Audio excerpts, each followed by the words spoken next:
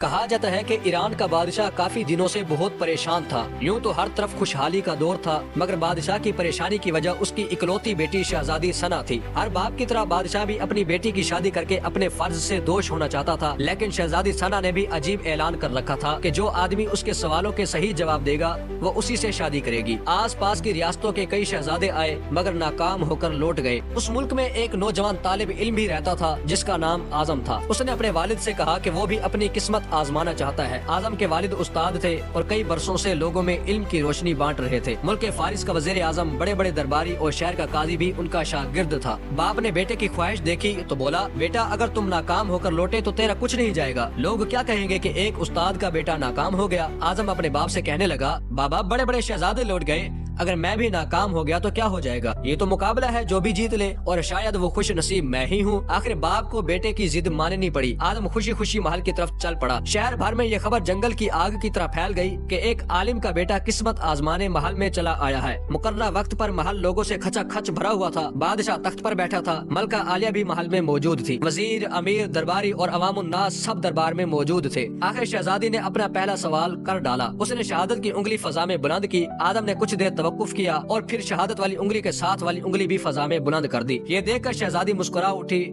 اور ملکہ عالیہ بولی، شاباش اے نوجوان، تم پہلا مرحلہ کامیابی سے طے کر گئے ہو۔ دوسرے سوال کے لیے شہزادی کرسی سے اٹھی اور ہاتھ میں تلوار لے کر ہوا میں چلانے لگی۔ کچھ دیر بعد وہ دوبارہ اپنی جگہ پر آ کر بیٹھ گئی۔ بادشاہ سمیت ہر درباری کی نظر اعظم پر تھی۔ اعظم کھڑا ہوا اور اپنی جیب سے قلم نکال کر فضا میں بلند کر دیا، شاباش اے نوجوان، ہم خوش ہوئے، یہ جواب بھی درست ہے۔ ملکہ عالیہ کی آواز دربار میں ابھری۔ اسی کے ساتھ دربار مبارک ہو کی آواز سے گونج اٹھا۔ دو سوالات کیا تھے، ان کے جوابات کیا تھے، اب ہر شخص اس پر غور کر رہا تھا کہ شہزادی نے کیا پوچھا اور اعظم نے کیا جواب دیا۔ لوگوں کے لیے یہ ایک راز تھا۔ آخر شہزادی نے تیسرا سوال کر ڈالا۔ وہ تیزی سے سیڑھیاں اتری اور تیزی سے سیڑھیاں چڑھ کر دوبارہ اپنی جگہ پر آ کر بیٹھ گئی۔ یہ بڑا عجیب و غریب سوال تھا۔ ہر طرف خاموشی تھی، لوگوں کی سانسیں رکی ہوئی تھی۔ اب تو اعظم کے ہاتھ پاؤں بھی ٹھنڈے ہوئے جا رہے تھے۔ آخر اعظم کھڑا ہوا اور اپنے دل پر ہاتھ رکھ کر شہزادی کی طرف دیکھنے لگا۔ مرحبا مرحبا اے نوجوان، مبارک ہو، شہزادی نے تمہیں پسند کر لیا ہے۔ ملکہ عالیہ کی آواز کے ساتھ ہی شہزادی ثنا شرما کر محل کے اندرونی حصے میں چلی گئی اور محل مبارکباد کی آواز سے گونج اٹھا۔ لوگ خوشی سے جھوم رہے تھے۔ وہ دل ہی دل میں اللہ کا شکر ادا کر رہا تھا جس نے اسے یہ اعزاز بخشا تھا۔ بادشاہ نے اعظم سے پوچھا، اے نوجوان، ملکہ عالیہ کو تم نے مطمئن کر دیا، اب یہ بتاؤ کہ تم سے کیا پوچھا گیا تھا